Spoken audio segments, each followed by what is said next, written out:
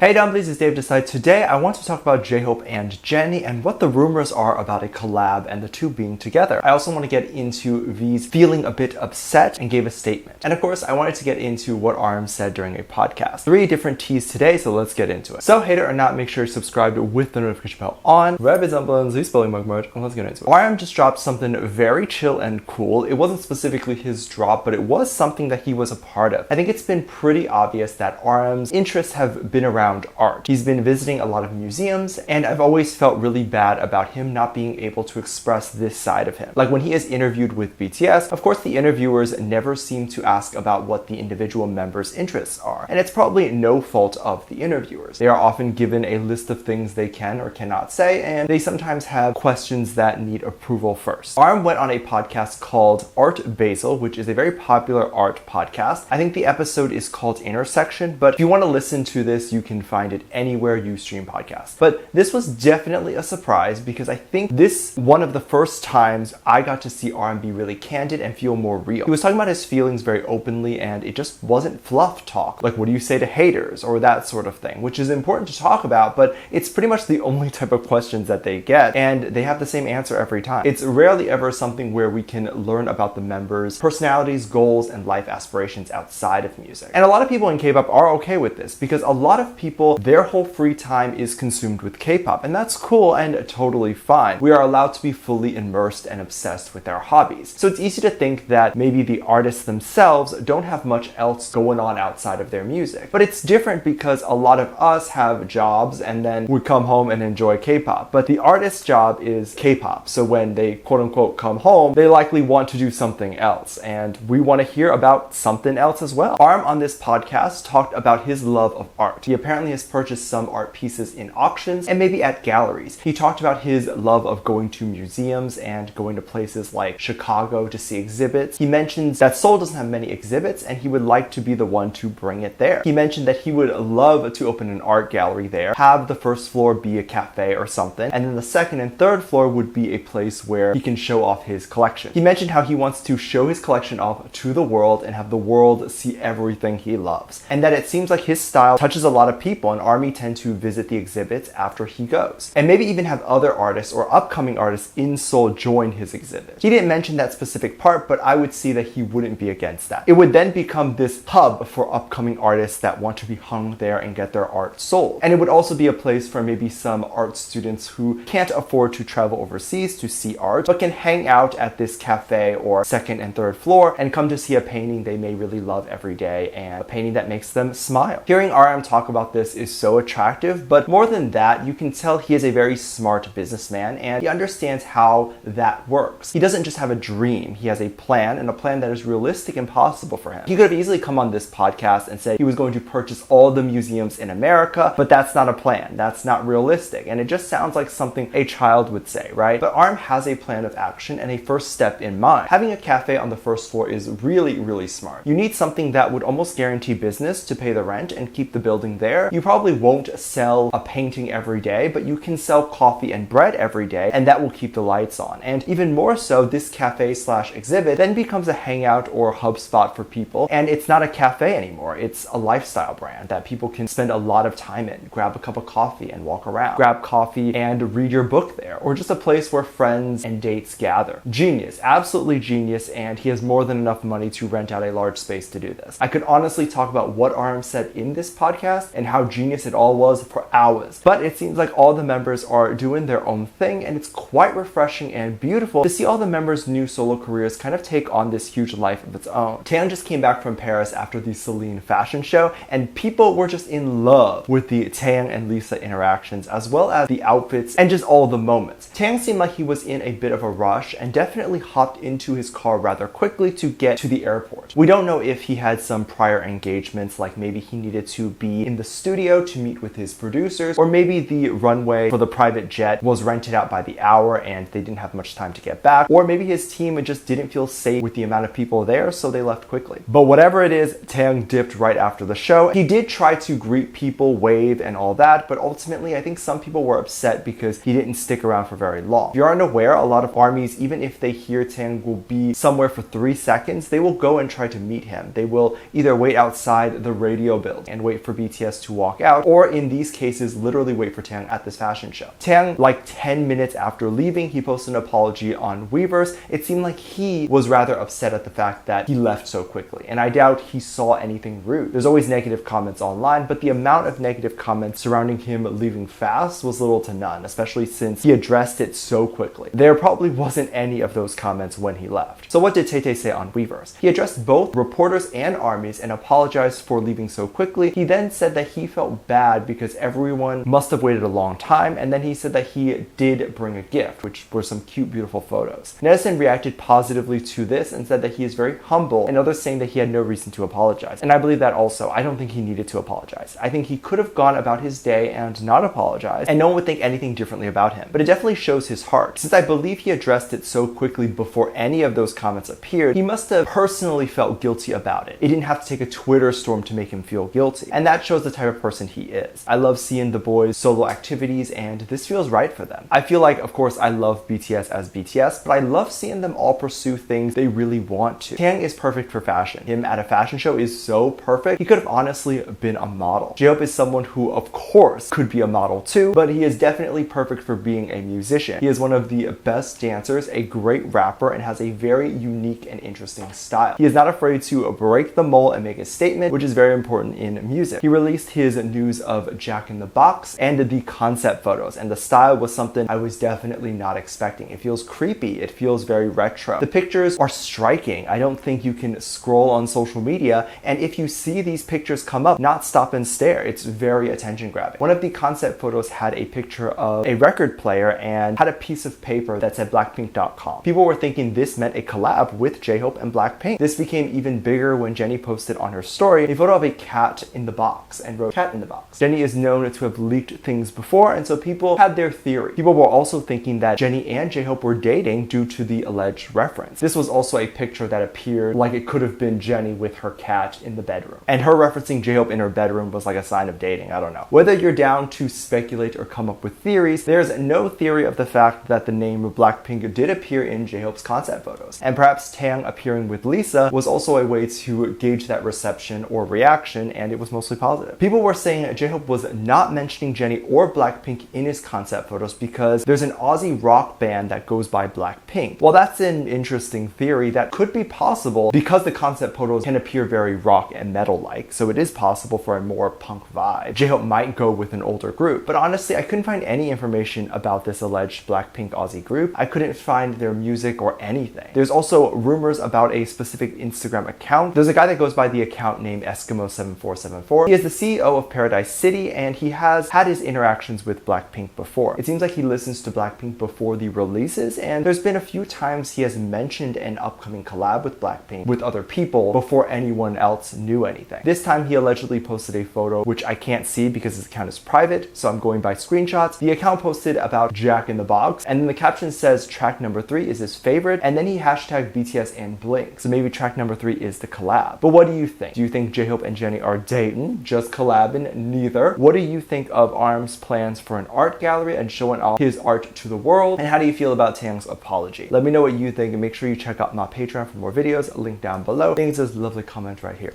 Love you. Bye.